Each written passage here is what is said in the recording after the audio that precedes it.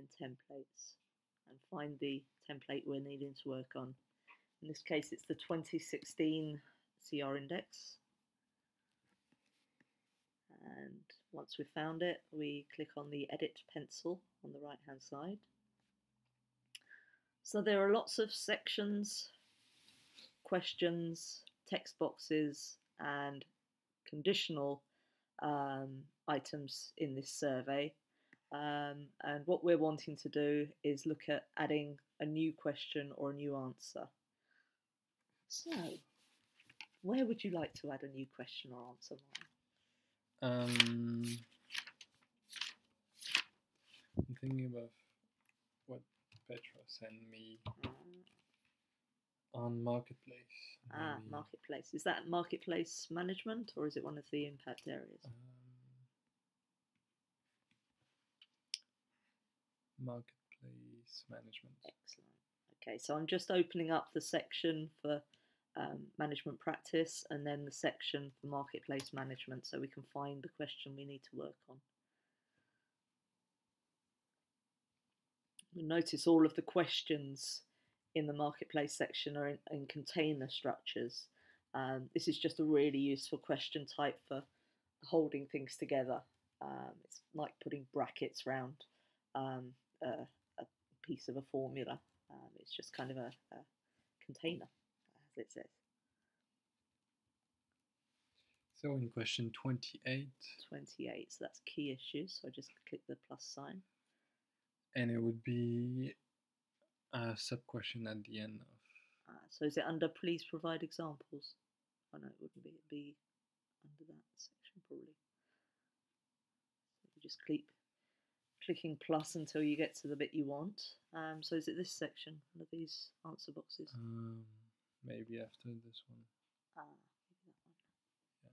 That's the review question. It's a text question.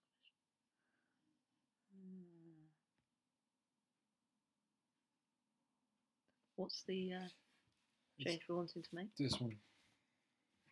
How do you ensure there is alignment between? So is that going to be a completely new question at top level within this question? Yeah. Or is it going to be a kind of sub-question? It's a new question within Great. 28. Okay. Okay, so what we're going to do now is to add a new question to this question, to key issues question. We need to go back up to the top level, so we're hovering over and we can see the whole box around the question. And then we go to question. And you'll see it's added a new question right down the bottom. We'll move it to where we need to have it in a minute. And we will type in as the question, how do you ensure there is alignment? So I'll read it out while I type. So how do you ensure there is alignment between what you request from your suppliers and your company priorities?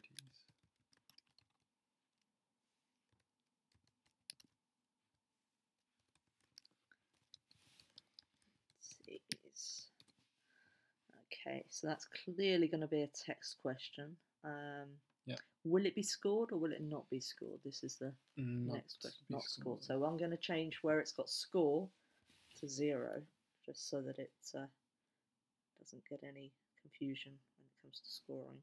Now the next thing we need to do is add in an answer box under this question. Otherwise there's nowhere for them to put their answer. So I'm hovering over the question and I'm just going to hit A for answer. And that will tuck an answer field underneath the question. And you'll notice that everything is in a kind of tree or folder structure within the survey. So it's always very easy to sort of track down where you need to be and where things are tucked underneath each other. And they're kind of a subfield of another field. So I'll click out of that box so it can save what we've just done. Okay, and now we need to move this question to where it needs to sit within the survey. So I think it's before, please provide examples, Mm-hmm. and after, what methodology. Yes. So I'm going to hover over the Q for question, so it grabs the question and the answer field. Use the scissors to cut, and you'll see it's showing a new box here with the cut and the node ID of this question. And now I'm going to go back up, and I hover over please provide examples, and if I hit paste there, it's the little clipboard, it asks me whether I want to add it immediately before, press OK for that, or add it as a child node, so add it as a subfield of please provide examples. Now we want to put it in before please provide examples, so I'm pressing OK. Now you'll see it's got what methodology, how do you ensure, that's our new field, and please provide examples. And you'll also notice that when I hit the plus next to the Q, it's got the answer field that we added tucked underneath. Now the other thing we need to check here is whether this is the right question type that we've created. So there are lots of options. We've got a text field, which gives you a small text box to type answers into, paragraph, which is a larger field, and various different types of option that give you fixed answers you can tick or click to select. So radio buttons, checkboxes, drop-down lists, and other structural types of elements such as container or table, which we'll come on to later. So we wanted this to be either a text or a paragraph field, I'm guessing. I think probably if we stick with text for now and then see how it looks on the front end, that's best. So I'll click away from that again just to save it, and that's a new field created. Next thing we'll want to do is go to the front end and see how it looks in the actual survey. So I've just opened up in a new tab, Engage Participants, and I'm going to log in as, who do we know that does the CR index? Anybody on the screen? But it's a 16, so it will not be open to new. That's a very good point. So we'll need to come back and check that later. 73. It won't have any. It doesn't even have a new thing yet. We'll come back and show you that another time.